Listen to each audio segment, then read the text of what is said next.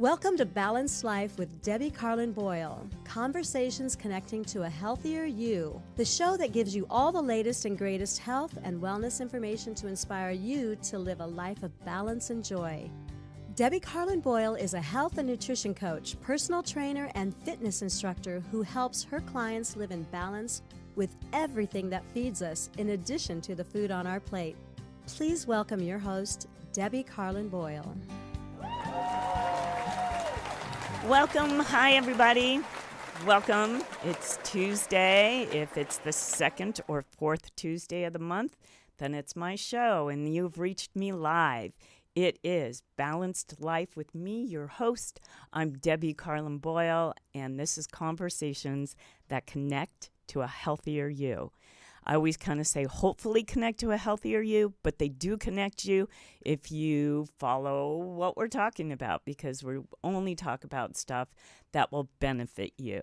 And the stuff that hinders you, we may talk about too, but we hope that you get rid of that part of it. So I welcome you this afternoon. I also welcome you to become part of the show. Have a great conversation today, something near and dear to my heart. It's about longevity with quality, which I've always talked about. It's one of my mantras, and we've got an expert in that field to join us today. So stick around because you're going to get a lot of good tips, points. He's written a book. It's amazing. So one of the ways you can join us is to call in. And to do that, the number here is 323-524-2599. Again, 323-524-2599. So you can ask us a question, make a comment, get involved in the conversation. That's why I call it Conversations Connecting to a Healthier You. I want you to connect into the conversation with us and not just my guest and I bantering back and forth. But if you're watching after the fact and you still want to become part of the conversation, you can do that.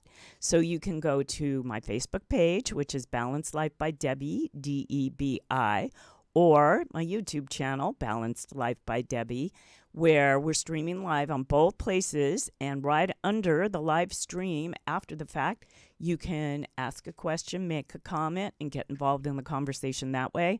And I keep the conversations going post-show. So if you have anything you want to say after the show, don't hesitate to say it, because we will get a hold of my guest, and I'll make sure that he responds.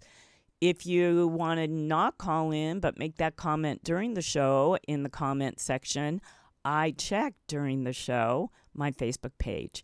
So go to my Facebook page and make that comment, and we'll try to respond while the show is going on. So there you have it, all ways to become part of the conversation. And before we get going with today's show, in case you're new to my show, I want to tell you a little bit about myself.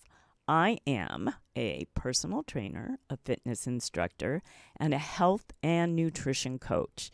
So I help people find balance in all the things that we need to be in alignment to live a life of longevity with quality.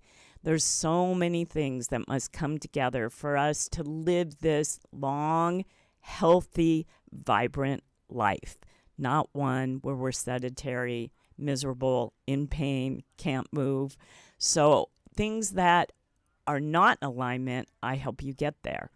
And there are so many ways that we do it. I work individually with people. I do group sessions, workshops, talks, you name it. Any way that I can sort of give you the tools you need to live your best life, I'm really happy to do that. And you can get a hold of me by going to my website, which is balancedlifebydebbie, DEBI.com. And there, when you first go there, you're going to see a pop-up. It's going to say a 3-day detox. It's yours free. It's a giveaway.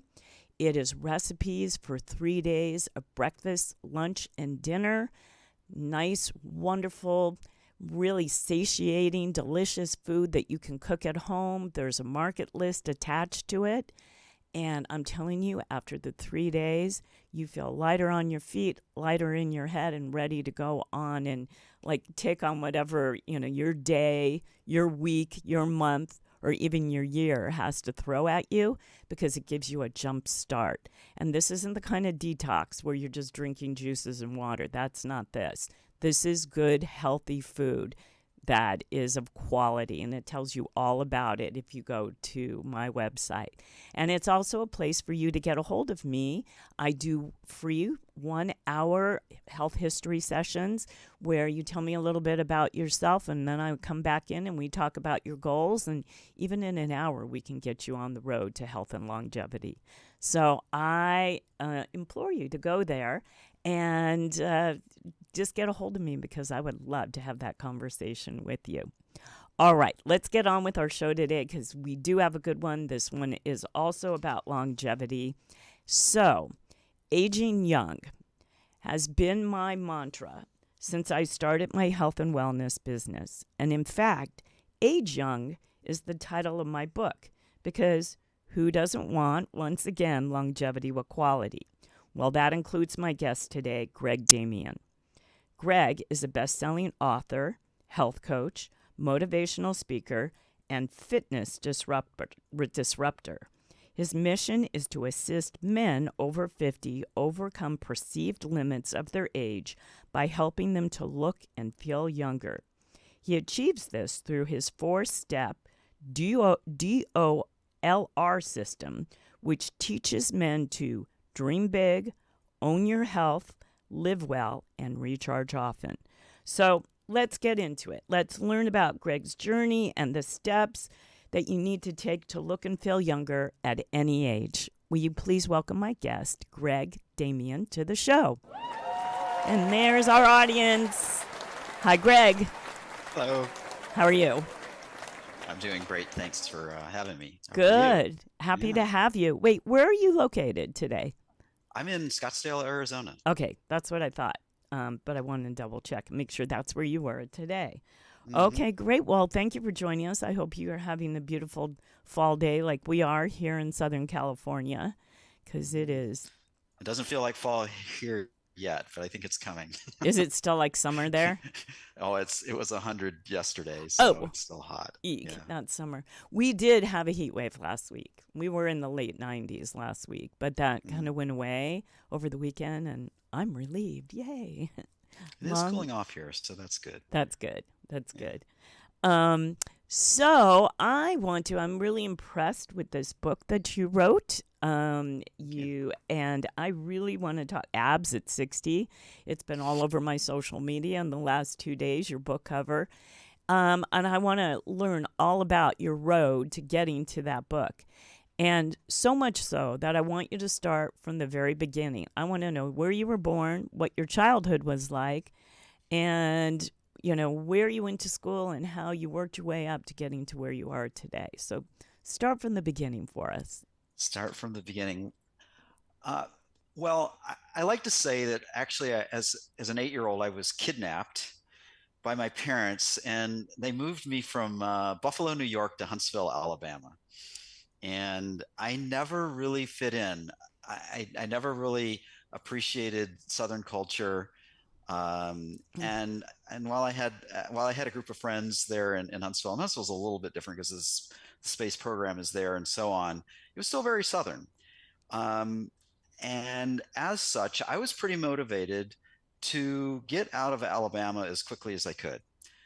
I will also share that I was raised in a household that had a heavy drinking father who largely outsourced, I use that word, parenting to my mom. And as such, I didn't really have a good, strong male role model in my life.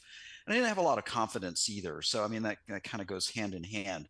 In high school, I didn't date. And even in my 20s, I really didn't date very much because I just didn't have the self-confidence in myself to do that. What I did have, however, was a belief. I had a belief that said, one day is going to be different. One day I'm going to have everything, kind of going my way. But it took a while, right, to get there. I studied. Were you an athlete when you were younger? I wasn't. So, I mean, I'm not a big guy, and the primary sports, baseball, football, and basketball, really weren't accessible to me. I was competitive. I mean, I played like Little League and that sort of stuff, and then I played some tennis, but nothing very seriously until I got out of the university.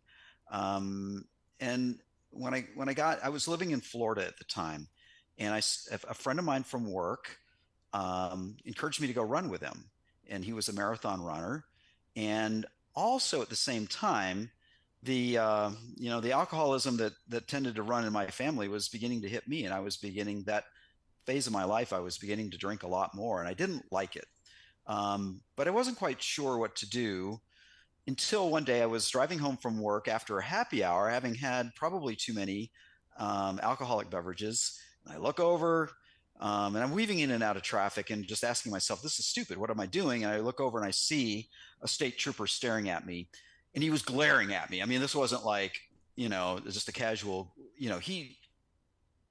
he had me if he wanted me, but for a reason he didn't pull me over.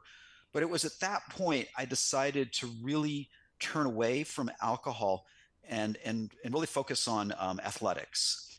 Um, in hindsight, it really was cross addiction. I have to admit, right? I didn't solve my emotional problems through health and fitness, and I had to learn decades later, right? However, the benefits that I saw from the exercise were pretty profound. I got stress relief. It did Mm-hmm. make me feel good because I was actually a pretty good runner, and so I could show up to these races and do good and made friends and that sort of thing. Not to So mention the endorphin high that you get when you run.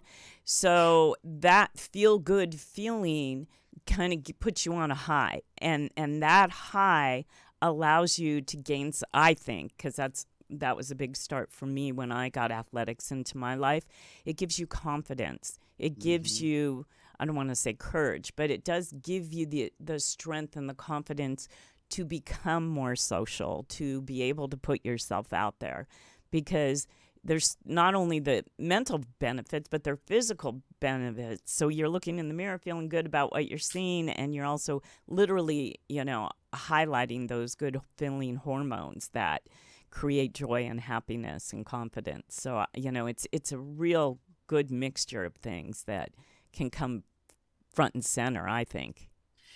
I never, I, earlier on in my 20s, I didn't get into the science. I was trained as an engineer, and actually quit my job to go back to medical school in my 40s, which didn't work out. I didn't end up in medical school for a few reasons, but I did pick up a number of really useful skills in from a biological and physiological perspectives, and that really helps me understand much more about what our bodies are doing.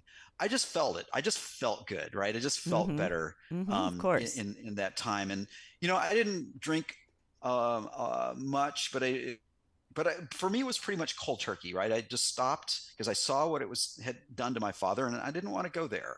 Mm-hmm. And it actually sort of estranged me from my father. A few years later, sends me sort of an angry email, or back in the day, it was not an email, but a a handwritten letter saying, you're a terrible son, and I don't want anything to do with you, because I hadn't followed his footsteps of drinking, honestly, right? So that was, Well, that was. that's his issue. Yeah, that's really sad. I'm sorry that that happened, but that is, what I find when people don't feel like they have buddies, they know what they're doing is not good for them. It's probably not good for the people around them. And when people go to better themselves and they haven't taken that step, it is a letdown for them. And so rather than look inward and see what they're not doing to make a change, when someone Right. makes a change for a positive, they blame them and make them out to the bad guy. I've seen that within close families and close relationships. And it's so backwards. It's not even funny, but it's hurtful. So I really am sorry that he Yeah. ever come around later in life?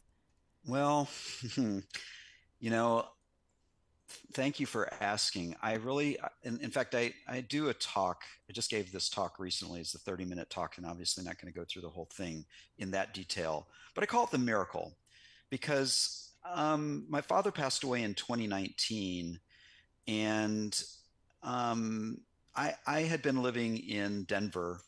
My family, he'd been sick before, and my family had been taking care of him, and I felt guilty in 2019 that I hadn't been a part of what was going on. So the universe conspires. This is just one of my beliefs, right? That the universe conspires for us, and I was able through a sequence of events just to actually spend a fair bit of time in Alabama that year. And I'll share this part of the story though. Is in November, so he died in December, but in November I was in an Al-Anon meeting, so a support group for friends and families of alcoholics, and someone said they'd been able to forgive their loved one, and I asked myself, could I forgive my dad? And my immediate answer was no. I don't think that I could, for having really neglected me, the way he had. And the next person spoke, said that that a miracle had happened, that they had been able to forgive their loved one. And I said, okay, I'm open to the possibility, right, that a miracle could happen, and I could forgive my dad. The short part of the story here is that my dad had gotten really sick. He was in hospice. I was there with him, and that day, the last day that he was alive, actually, I was there with him, and I asked him a question, a simple question of, we've got another person coming in to do some caretaking for you. Are you interested in seeing this person? And what he said was 4 words that really changed my perspective. He said, "Will you be there?" Hmm. And that might not sound like a big deal, but it was the first time that I actually felt like he even cared that I was there. Wow. And the I found him dead right where I'd left him the next morning. He had passed away that evening.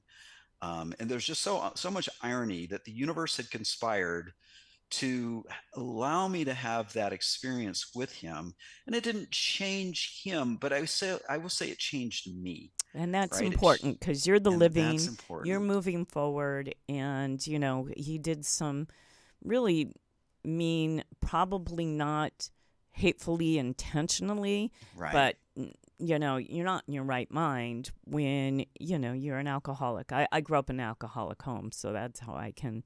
And I got blamed for lots of things that my mom didn't want to look at Mm-hmm. herself, to blame herself. So what do? They go to the next person who's closest to them, or Right. who they think that they can stomp on and start, battering them instead of where they should really be looking, like I said earlier.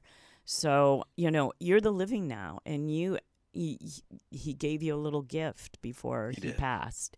And I'm glad to hear that, because you've got, a lot more vibrant years you have left that you don't want to dwell. You don't want to go back to those. Yeah, and carrying around that negative energy doesn't help Mm-mm, anybody, and certainly mm-mm. doesn't help me. There's a funny part to that. The universe conspiring. I mentioned that friend of mine from work who encouraged me to go run with him. He was actually a recovering alcoholic. He passed away recently, and his wife, his widow, reached out to me and said, "Hey, I just wanted you to know that Dave had been 5 days away from being sober for 50 years. So he saw Wow. something in me, Yeah. Yeah. right? Yeah. And so, And he took you know, you under his wing, he literally, did. and made you run. And He so did. made you fly with him, Yeah. which I like. So what happened? What did that generate for you? That started you on did you get on an immediate path once you stopped drinking and started running to a healthier lifestyle, or was it a road? Yes. Yeah. Yeah, it really was a pretty rapid transformation. One of his friends was a cyclist, and this is down in West Palm Beach, Florida. And so I started running and cycling. Mm. And shortly thereafter, I'm like, because I knew a bunch of swimmers from high school. So I'm like, well, why not do triathlon? So I did my first triathlon in 1988. So the sport was actually still pretty Young. young. Yeah. Yeah, exactly. And I remember that race because I was the last person out of the water in that particular race, which is kind of not a great feeling when your bike is the only one that's left. Well, you got to start somewhere. Well, And but the good news is that I passed a lot of people, right? I didn't see all those people pass me in the water per se, right? But I did pass a lot of people on the bike and the run. yeah, so So you that have was your very strong reinforcing. parts, which is Yeah. uplifting. Yeah. Right. So that led me down this path of being involved in triathlon off and on. Although I was really more of a runner, I did did a couple of marathons, but I really liked the half marathon distance. And in 2004, sort of the highlight of my running career, I won a small, well, there's 300 people in it, race in Denver, in Cherry Creek State Park. It was a half marathon race, and so that was an outright win, which was pretty exciting. But I also share with you. Well, I injured myself because I want to share that I was 2 seconds away from winning a 10K race just 2 weeks ago, and and Oh, that's really pretty remarkable because I didn't think I was actually going to be able to run again after a injury that I sustained in 2012. And so to be able to be that competitive at age, now I'm 61, it was really like, wow, I didn't think this was going to be possible, and it right? was. How And it was, incredible. That's right. that. Yay. Bravo.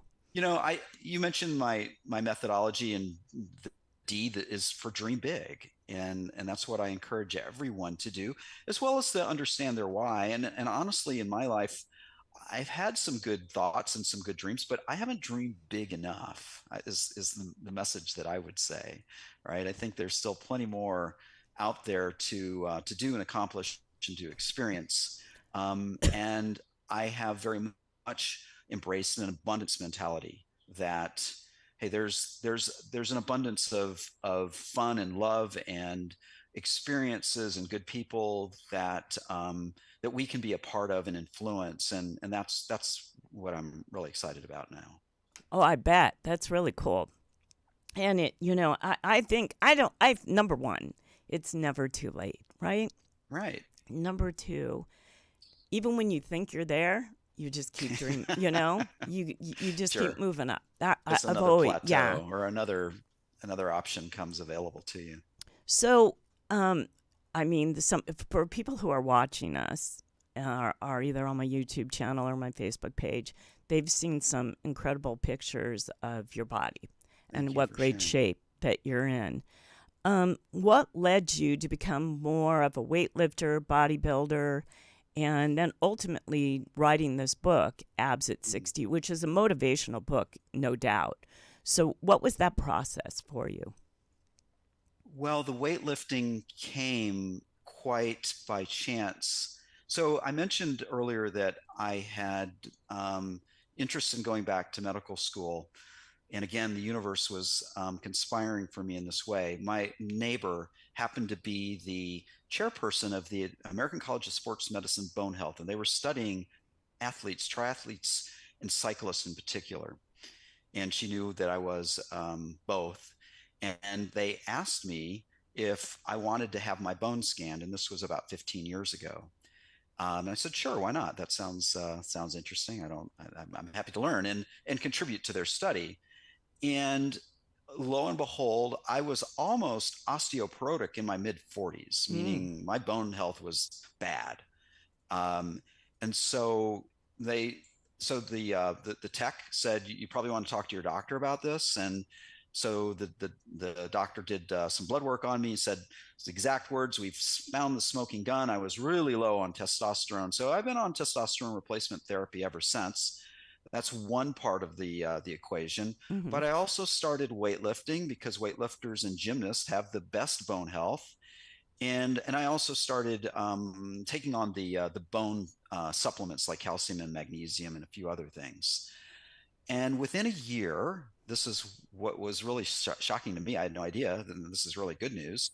Within a year, my bone density had returned to normal. So bone is living It's tissue. We it's don't think of it amazing, that isn't it? way, I had thought right? I'll never forget when my general practitioner, and this was when I was in my 40s, said to me, because I had a little bit of osteopenia, and I've been lifting weight my whole adult life since my 30s. Hmm. And she said to me, once you lose bone, it never comes back. So you don't want to you don't want to keep going down there. Right. And I heard a doctor, professional, say that to me. She was old school, she was older, and I believed it. And then I get into this field, I start studying it more intensely, and I realized that's not true. You No, can actually build bone back. osteocasts and osteoblasts, and Yes, it's dynamic tissue. it Takes a while. It's not is. as vascularized as Mm-mm. muscle, for example, right? But Muscle is it an organ. responds. Muscle's an organ, so it's different. Muscle responds, but without the muscle, you can't build the bone back. That's But you right. need the strength training to get the bone back.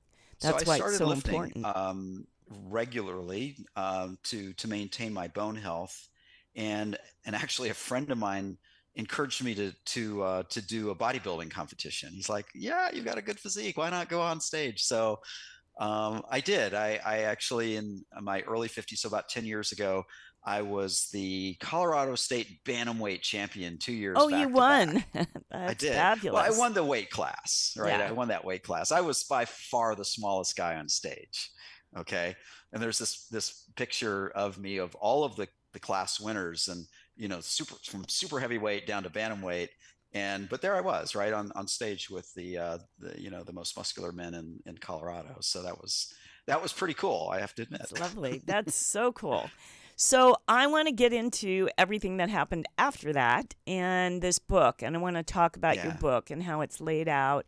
And I talked about in the intro that you specifically work with men, but maybe you work with, if a woman comes to you Oh, and needs sure. some help, you work with them. I know you're a personal trainer.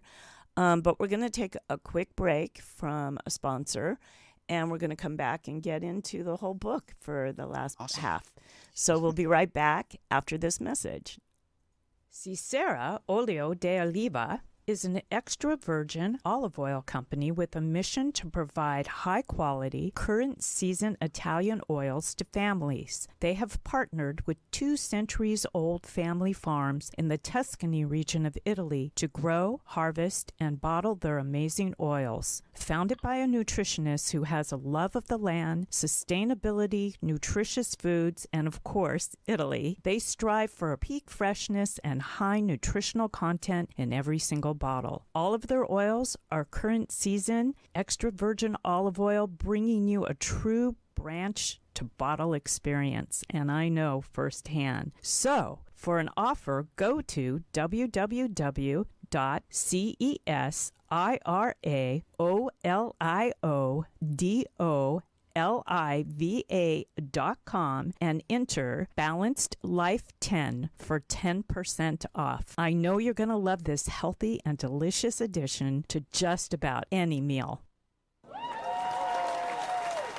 All right, we're back, and we're with my guest. He's a fitness expert. He is an author. He's a motivational speaker. He wrote a book, Abs at 60. We're going to talk about that book, and we'd love to have you become part of our conversation.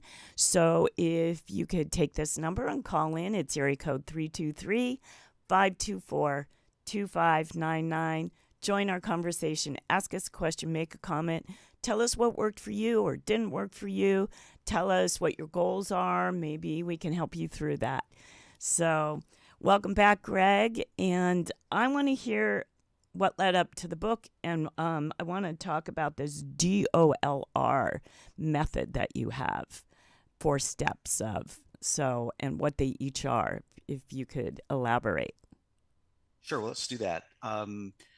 What led up to the book was I had scheduled photos.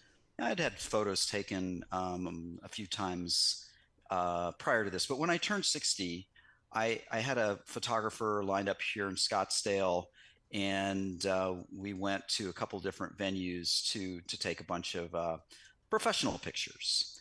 And you shared the one with me on the pool deck, right, which ended up on the cover of my book. Because when I saw that particular picture out of the the hundreds that you take in a situation like that, I said, okay, this is a picture that I think really, that I'm really proud of, and that I would like to use to inspire people. And as you say, I mean, men as a target market, I don't care. Anyone can get inspired is good by me. To be able to use my story and my experience to influence people to live healthier and to live their best lives, right? So when I saw that picture, that was the really the trigger that said, I want to share my story. I want to use that picture to be able to do that. Mm-hmm. Yeah. And so when we kind of touched on it, but when you were younger, Mm-hmm. did you have a good diet? Did you grow up in a house? I mean, once you moved to the South, did the diet go south, or what was that like? Because it's so vital to have a body like yours. Diet plays a huge part in that. So I'm just wondering what your beginnings were like and how you changed it if you had to. I've got an answer that's maybe a little different than what you're expecting, but it involves a picture of me in my 20s.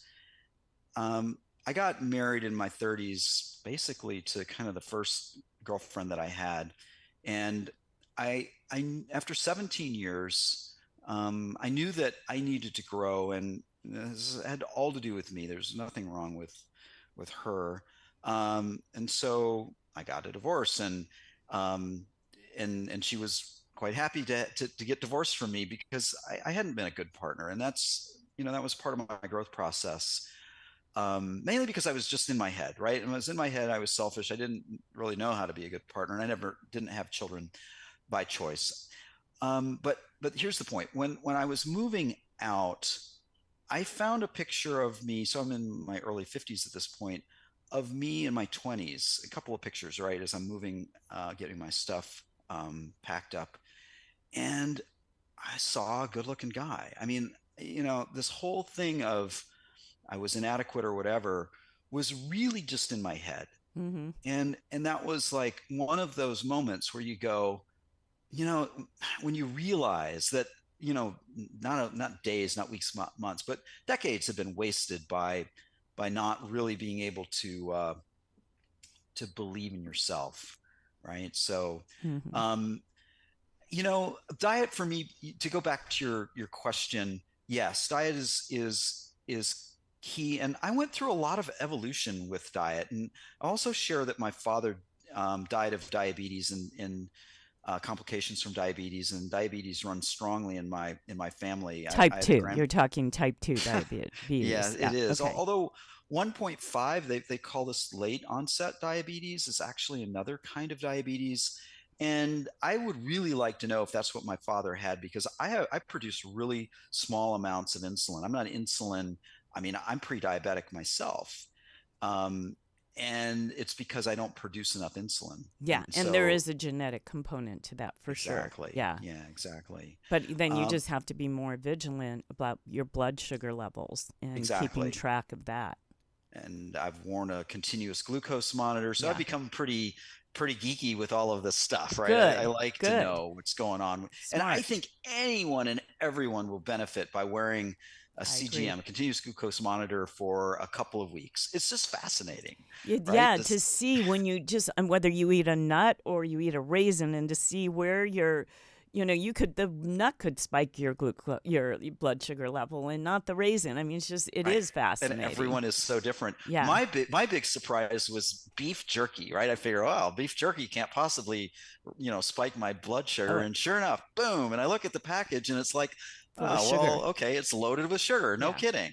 You Yeah. know? Yeah, yeah, yeah. Um, The label and reading is a big deal, but wearing a monitor makes you just start reading labels. I think it helps my clients to read labels. yeah, getting the feedback that way is really powerful. Getting Huge. even a A1C every 6 months is not, it's good feedback, but it's not as good a feedback as, oh, 5 minutes after I ate that bag of Yeah. chips, Yeah. I'm at 160 milligrams per deciliter or whatever the Yeah. units are. Yeah. Yeah. And And it's funny because there are ways to have your blood sugar go down. I mean, after a meal, just go for a walk, 10-minute walk, or move, do some running in place or jumping jacks or walk around the house 10 times, whatever. Just get some movement in and it'll go right to the couch and start, vegetating, which many people are, because after a meal you get tired and it's the end of your day, you want to relax, put on Netflix, whatever, but you want to get your blood sugar levels balanced before you get into bed. Otherwise, your body's doing a lot of extra work while you're sleeping. And that's when your body is in the garage doing the work. You don't want to give it any other, make it work any harder than it has to. So diet growing up, was it a thing in your house? I mean, were you eating healthily or were you eating junk food? Because I'm older than you, and I grew up in... You don't look like it. Oh, I am. Almost 66, so getting there. Congratulations. Good job. Thank you. Well, we lead by example, right? Yeah, and I figure if I'm going to talk the talk, I better walk the talk and I better live the life. So otherwise I don't have a job. I can't, or not this job. Yeah. It's not a legitimate job, is it? Mm-hmm. Yeah, exactly. And so I learned really quickly when I got into college. My father died at 46. He had Hodgkin's disease, but he got sick very early. He was overweight.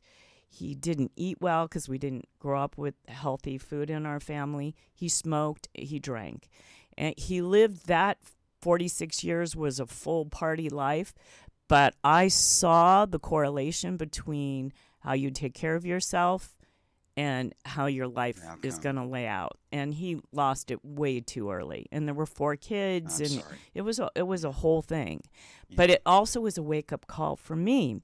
So when I got into college, where all my friends were, over partying and eating off of the cafeteria food, which was all yellow, by the way. It was all either prefab, packaged, or fried. Mm-hmm. I said, I'm not going to do that. And I don't want to feel like crap anymore. So I started eating off of salad bars at pizza joints that were attached to the school. And salad bars were kind of a new thing because I was in school in the 70s. I was in college in the 70s. So it was the start of the road to my health and wellness adventure, which was a side hustle throughout my entire adult life when I had a totally different career in the film industry. And so what happened in my childhood drastically changed by the time I was 18. And so I'm just wondering if that was the situation for you. I went through a kind of a slow and long evolution, but when I think back about my childhood and think about what I consumed, the one thing that really stands out to me is how much soda, caffeinated soda, was sugar that I consumed. Yes, it's liquid sugar. Not only the sugar, the caffeine, because I have found that I'm super sensitive to caffeine, and I basically just try to avoid caffeine, and so I just I'm just thinking how much sugar and caffeine I was consuming without really having any kind of understanding of what was going on. It was just what you did. It shoots your adrenals. I mean, that's I can't do it. Yeah. The first diet book that I picked up after I started running was the Pritikin Diet for Runners. And I remember that and they're still around, and they advocate an 80% carbohydrate, 10% fat, 10% protein diet. And so that was kind of the first approach that I had. Now, having diabetes in my family, that really wasn't a good idea, right? So, and eventually I became more and more paleo. So I had the opportunity when I was doing my sort of pre-med work in my 40s to hear Dr. Lauren Cordain talk about the paleo diet. He's from Colorado State University. And I really appreciated that. So from an evolutionary perspective, it made sense to me that we should be eating the kinds of foods that our ancestors ate, right? That's what our biology is really designed to do. So it was really then that I transitioned to much more of of what I would call a clean, unprocessed sort of diet. Mm-hmm. And I was also diagnosed with a bit of a gluten intolerance, and so I did eventually remove gluten, most of the gluten from my diet as well. I'm not. My grandmother was actually celiac, so we had even some of Mm. that in my family as well. Fortunately, that isn't a concern for me. Um, so my attitude, because some people will come out and say, I'm sure you hear this, oh, it's so hard and I don't know what to do. And I take the opposite approach. I say, no, it's easy.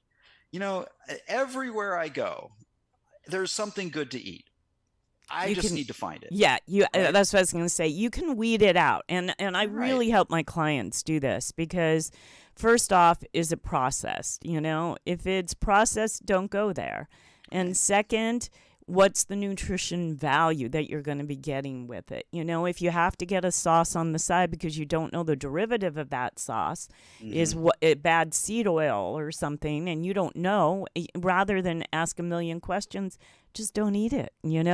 And Right. cherry pick your food off a menu. And sometimes my clients say, oh, I don't want to make a big deal with the other people, and it's like, but this is you and your body and what you put in it. Food is medicine, food is information, you are what Yeah. you eat, so you have the right, and you're paying for it, so you have the Mm-hmm. right That's a to. really good point, right? You're the boss. You're the consumer, and Exactly. you know, one of my least favorite types of food actually is Chinese. But I'll go into a Chinese restaurant and not order off the menu, and I say I want steamed vegetables, chicken, and if you have some Salmon. brown rice, that's what I want. And Yeah, 9 times out of 10, they're happy to do that. And if they're not, absolutely. then I'm kind of probably walk out. I have kids. Most of my friends eat the way I do because, I mean, coming, one of the things that I talk to my clients about is if you're hanging out with people that are eating fried food and eating horrible and drinking a lot, chances are you're going to that's what you do. We're Hmm. crowd pleasers.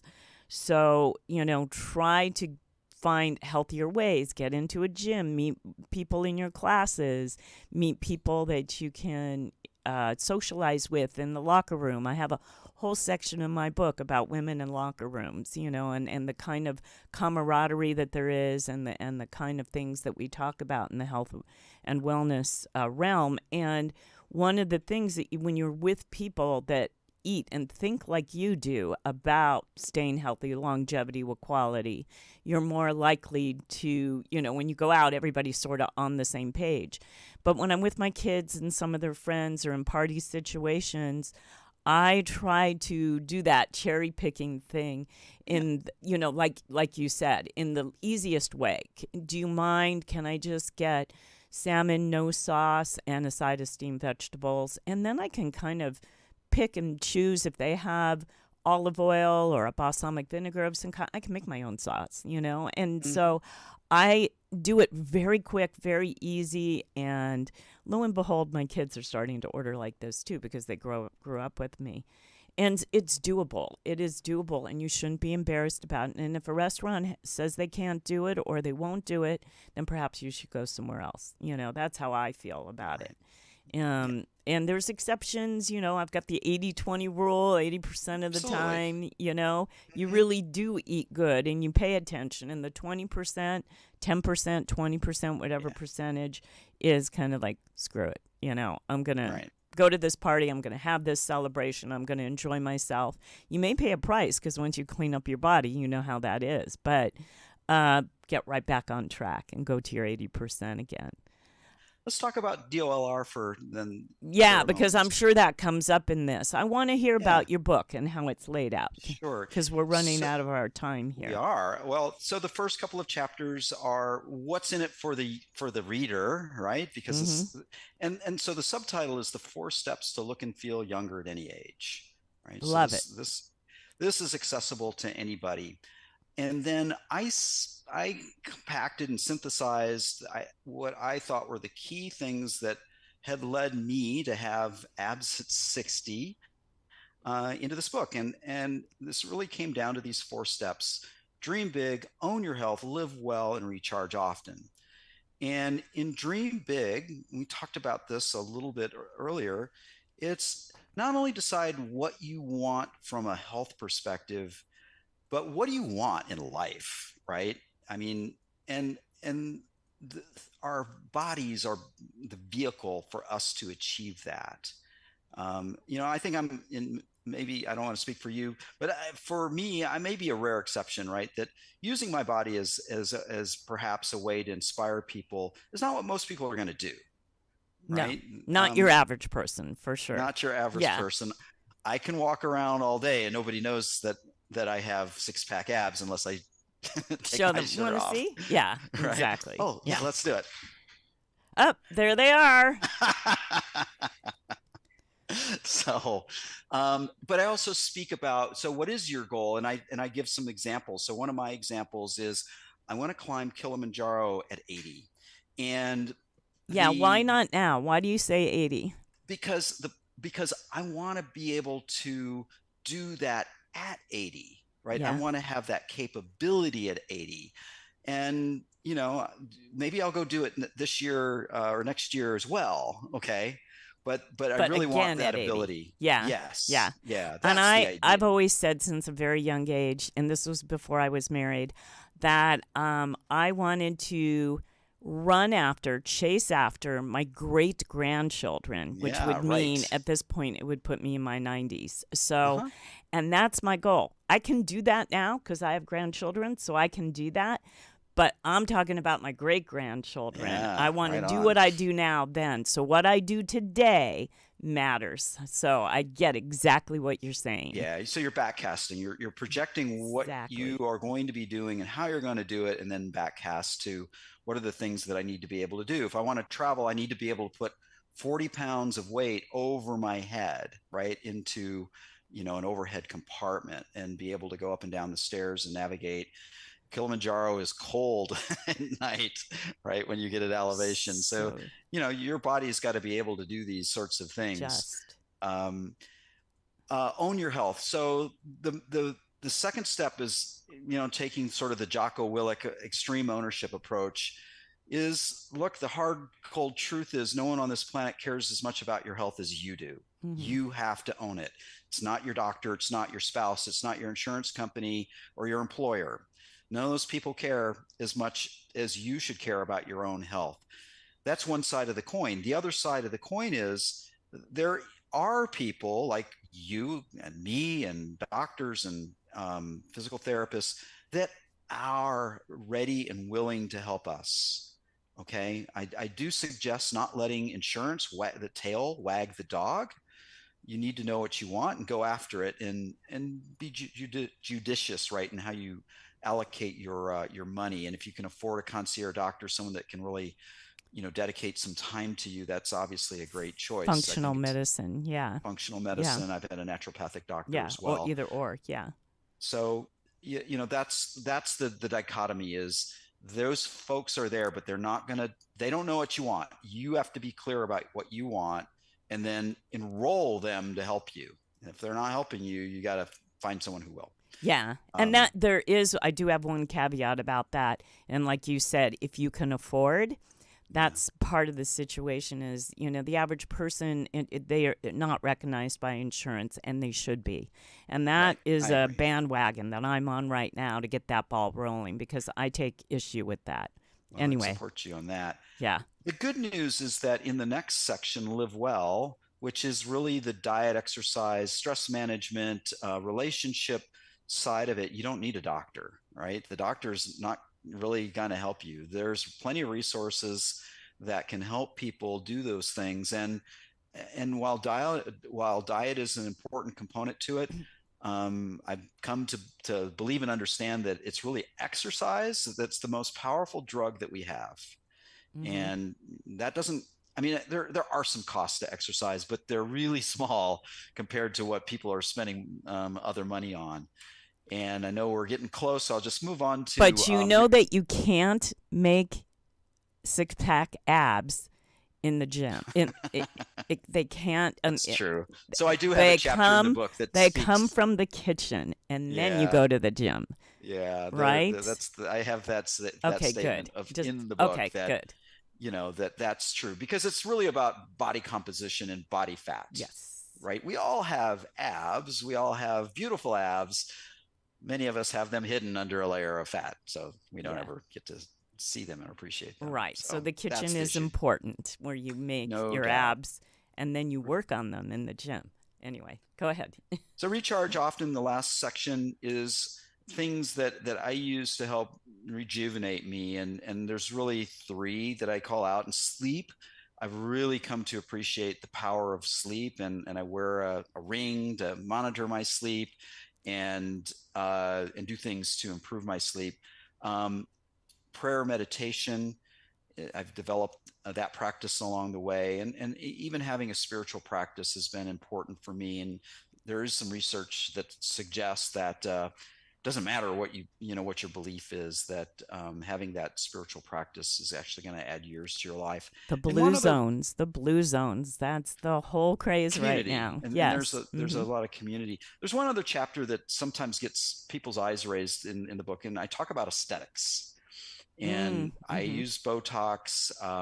I've had a couple of minor, sort of procedures, and I was called out on this. And I said, look, aesthetics for many people can be the lowest hanging fruit to starting to feel better about yourself. And if you can do that, and it propels you to make other positive changes in your life, why wouldn't you do that?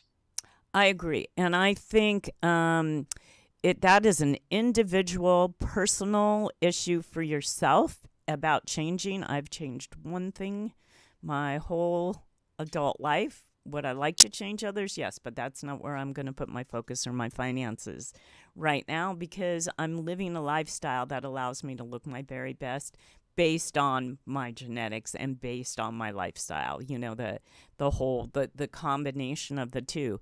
But I say, if there's something, because the mental agony that I've seen people go through on something that's bothering them that they can't change from an aesthetic standpoint, a physical standpoint, it's worth it. It's worth it. If your eyes are so that, it's bothering you because you feel like you're squinting because you can't see and you can afford to fix them, do it. If you don't want a turkey neck and you can fix that, and it's going to change how you look at everything else moving forward. I know that's an issue for me. Do it, And so Absolutely. I think it's an individual thing. I think it's like anything else, whether you wear makeup or not wear makeup, if you're a female. That's your decision. That's an aesthetic too. Whether you get a tattoo or not, that's your decision. Nobody else's. It's personal to you.